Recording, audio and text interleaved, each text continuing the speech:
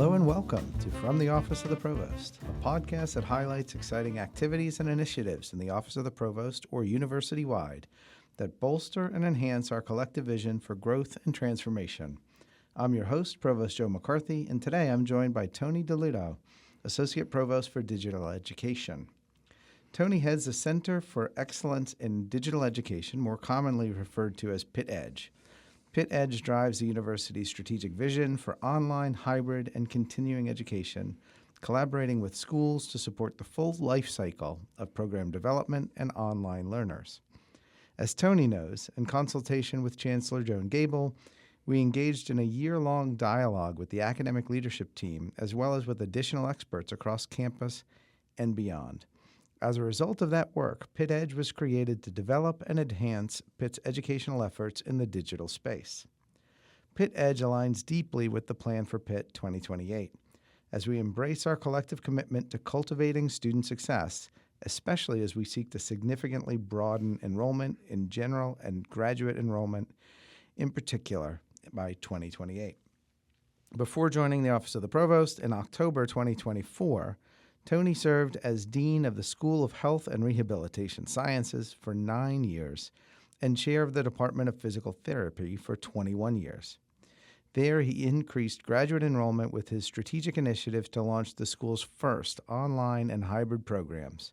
So we're so grateful to tap his expertise to lead Pitt EDGE. Welcome, Tony. Thank you, Joe. It's really a privilege to be here and honestly to be part of this work in such a pivotal moment for the university. When you and the Chancellor approached me about this role, what struck me was the intentionality behind it. It wasn't just putting out online courses. It was really about building something durable and something that was strategic and that would position Pitt for real sustained growth. I'm grateful for the opportunity, and I'm excited to share what we're about to build. Great. Thanks, Tony. As I mentioned, and then you just reiterated, Pitt EDGE was created to drive Pitt's educational efforts in the digital space. Could you tell us a little bit about why that was a necessary step for Pitt to make as we continue to grow as a university? Honestly, the landscape for higher education has changed dramatically, and Pitt needed a centralized approach to take advantage of this. Prospective graduate students today are making decisions very differently than they were even 5 years ago. They are working professionals with families and geographical constraints. They still want quality and rigor of a Pitt education, but they just need more flexibility and they need affordability. If we're not meeting them where they are, then we're leaving this enrollment growth on the table.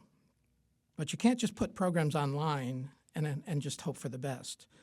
There are plenty of examples across higher education of institutions that rushed into online delivery without the right infrastructure. And they end up with programs that really look like an afterthought without much time and energy put into them. That damages the reputation, enrollment, and ultimately the students you're trying to serve. What was missing at Pitt and at many universities was a centralized function that bridges together all the capabilities needed to do this well. Market analysis, instructional design, faculty development, enrollment support, student success, these can't operate in a vacuum and in silos. They must work together in a coherent and end-to-end system, and this is what Pitt EDGE was built to do. So I'll get into some of your experience in SHRS and how you plan to continue to build in the way that you just described. But I've had the pleasure of getting to know you a little bit better now that you joined my office about a year ago, and I know that you have a personal stake in some of this work. Can you share a bit more of that with our audience? Yeah, I was the quintessential adult learner. In the vernacular that I learned, I was what we would call I was not a non-timer. I didn't come out of high school and go right into college. In fact, as a matter of fact, I joined the workforce right out of high school. You hear people in this area talk about getting their start in the steel mills. I got my start on the railroad. I was on a fast track to become a locomotive engineer, and it was a very well-paying job. I was great benefits. Everything was going great. And then all of a sudden, two things happened. One was I injured my back, and I got to know a person in the health field, and I was just completely flabbergasted at how quickly the person got me back on my feet. But secondly, we had an oil crisis. And I know I'm aging myself with the oil crisis, but we had an oil crisis and it in turn led to a recession. And I realized very, very quickly that there was no work. I was staring at the phone, waiting for it to ring, and both of those things hit me very hard. And I realized that I took stock, and which many people do.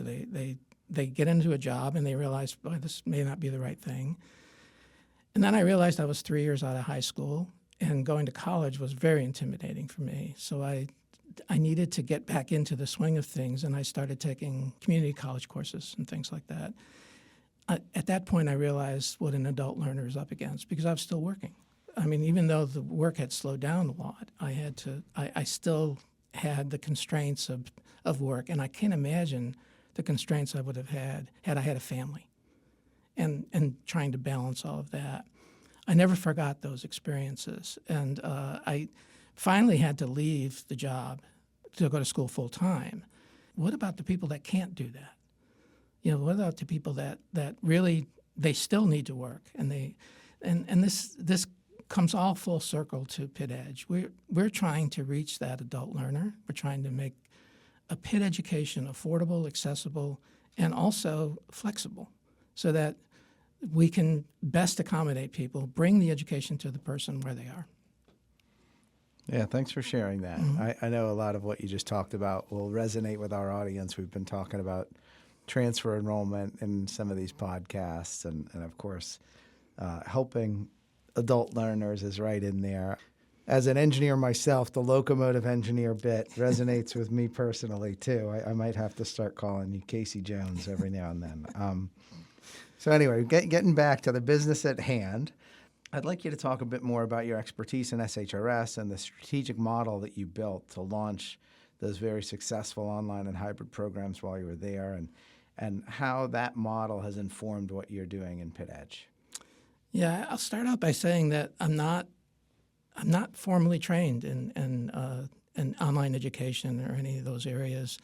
At SHRS, we were under different sorts of constraints. We had a lot of programs that were highly sought after, very large applicant pools, and we had space constraints in terms of our ability to handle that. So what we did was we decided that to explore the online option, and that was fighting an uphill battle because conventional wisdom was that these were skill-based health fields, and how are you going to teach that online? That was the big thing. But we looked around and realized that educational methods and technology have come a long ways, and what we ended up doing was realizing that we could take care of the skill-based components with immersions and take care of the didactic component with totally online, and we divided up the courses that way. We learned what works, and we also learned what didn't work. We realized that what we had to really focus on as we were building these programs out was, first of all, instructional quality. We didn't want to lose any of our reputation as being excellent in the area of some of our programs are ranked in the top 10, many of the programs at SHRS. And the DPT program we were putting out at the time was ranked number 1. We didn't want that ranking to suffer, and we realized that we had to be on top of our game with regard to instructional quality. We also had to realize that you could build the best program in the world, and you just can't assume people are going to come to it. This is where the world has sort of moved very, very quickly in the last 20 years. The whole idea of marketing and enrollment management has really, really pushed itself forward. And we know this in the undergraduate world because we have a state-of-the-art operation in the undergraduate world. We didn't have quite that level of ability in the graduate space, and we had to build that at SHRS. And that was the other component that was very important for us, is learning that whole marketing and enrollment management strategy so that we could get the word out about the programs that we had and make sure that we were competing with people out there, other institutions, for those really good applicants. So in a bit of a culture shift, you just described building a team over an SHRS, and now you're trying to do that centrally within Pitt EDGE.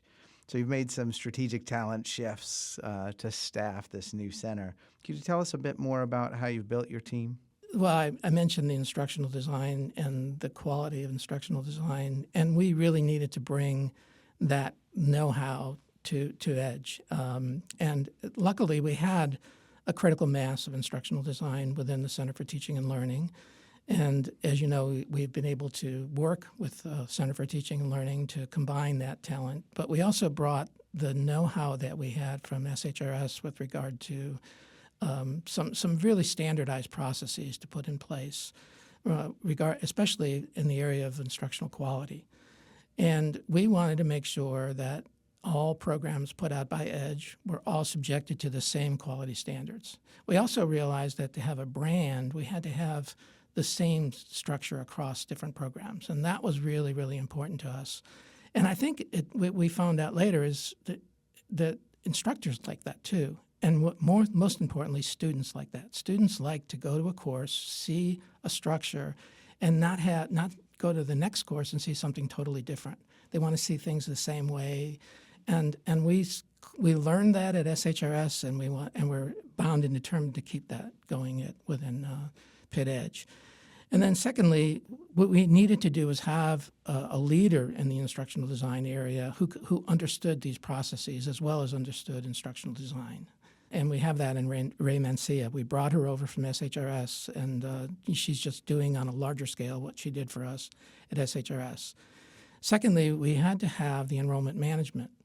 We learned from our online provider management company most of the tactics that went on in that. And then we were able to successfully onboard all of that at SHRS so that we weren't using the online provider management company anymore. We want to start at Pitt EDGE using our own infrastructure for marketing and enrollment management.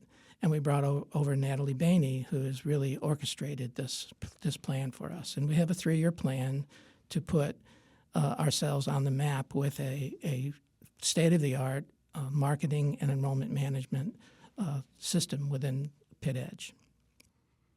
That's great, Tony. I'm excited for how that infrastructure is not only going to positively impact our online programs, but really all of our graduate and professional programs where we really have had a somewhat inefficient distributed model. So it'll be excellent for us to leverage best practices in all of those spaces and really expose as broad of a population as possible to our really excellent programs that we have here at the university. So let's pivot into a little bit of advertising here. It's been a bit over a year since the launch of Pitt EDGE, and I know that you've done some incredible work in collaborating with schools across the university and campuses, frankly, across the university. And so I'd like, now that you're gaining some significant momentum, for you to talk about some early wins and highlights since the launch. Probably one of the first things that was handed to us was the RN to BSN program at Bradford. One of the things we realized from that was that we had a natural industry partner here in UPMC. They were looking for a program like this, and Bradford was able to offer a program like that. They had already offered a residential program, and it was our job to convert that to a totally online program. We were able to build that in 6 months, and we were able to really solidify our partnership with our industry partner, UPMC. And now that program is launched and ready to go. It's a 2-semester program, and it's designed to be totally asynchronous and work with people who have graduated from a 2-year nursing degree program. These programs were internal to UPMC. Now, we also realized that not all of our applicants would have all the capabilities or have all of the background and coursework necessary for a bachelor's degree. So we're presently building a bridge program for those people, and that'll probably be either a 1-semester or 2-semester program that they'll need to take before they enter that. That was all done with an industry partner, and the industry partner seems very enthusiastic about it, and it's a model that we would like to replicate over and over again. And it doesn't have to be in the health field. It could be anywhere. It's working with an industry partner, determine what it is they need, put the programs together in a accessible, affordable way, and give them the flexibility they need. And we can do this in a very responsive way to the community. Yeah, I love how that's focusing on workforce needs in the Commonwealth and within the region. But so it's kind of checking two boxes, both the learner-centric, student-focused box, but as well as the societal box. So I applaud Pitt EDGE for doing that. As you continue to lead Pitt EDGE, what's on the horizon? What can folks expect to see, and how can they get involved? First thing is we've been working with the schools really closely and building, and we've taken the same approach, which is, what's out there. What is the workforce need? That's the first question we ask people. And we really want to address the workforce need because it does two things for us. The first thing it is it's our responsibility to address workforce needs, but it's also it's automatically sustainable then. If you're addressing a workforce need and you're doing it in an affordable and accessible way, we should get applicants and we should be putting people through, especially with the reputation that Pitt has. We should be able to attract the students and put out excellent graduates for employers. So that's taking care of that stakeholder. So the first thing to do is to go to the deans and the leadership of the schools and ask them, how can you build a program that addresses the workforce needs? And then we also need to look at who our competition is out there. Competition meaning other institutions that are putting out things. And the perfect storm is high workforce need where there's not a lot of competition. That's the recipe for sustainability. So schools have been very responsive to this. For example, the School of Nursing has come up with a master's degree in nurse practitioner that has a huge industry need. There's a huge workforce need out there for it. They've answered the bell with a hybrid program that they're going to start admitting students this fall for. And we're very excited about that program, and we're looking for more wins like that across the campus. Is that fall program the next one you anticipate, or we have something in the pipeline before that one? We do have this summer. We're building a program in the MPA. It's a combined MD MPH program. So we worked with the School of Public Health to come up with the MPH part of the combined program, and we're going to be admitting students this summer for that program. And that was a program that we're proud of because we were able to turn that program around very, very quickly and build the courses for that program. And they're going to be ready to launch this summer, and it'll continue into the fall. Excellent. So one last question for you, Tony, just so that our audience hears the impact that you're having even beyond the health sciences. What do you have in the pipeline outside of the health science schools? There's a program in a master's program in the School of Education, combination of so many things that we're trying to do at Pitt. It's a master's degree in infant mental health. First of all, there's a huge need within the Commonwealth for this, and we have the only program in the state. So it's just a natural for us to put this program out there. The first thing we had to tackle was the price of the program. You have to realize that the people who are working in this area don't make a lot of money. And we were able to bring the price point down to a little over $500 per credit hour, which is way lower than our published price point. But that meets the affordability goal, and it makes it accessible for people that are working out there. And we'll have a certificate ready in this program for the fall, and we'll have a master's degree in the following fall ready for that program. And again, it's a huge need. We put it out at a price point that matches what people can do. And I think that this is going to be something that is going to be a huge benefit to the Commonwealth. Yeah, thank you, Tony, for joining me today and sharing all of this great work that you and your team are doing in Pitt EDGE. I love the fact that we're, as we've mentioned a couple times now, focusing on workforce needs regionally and designing this in such a way that we can launch affordable programs that help us to impact our students as well as society positively. As usual, I want to thank our listeners as well for tuning in. This is Provost Joe McCarthy, and this has been from the Office of the Provost.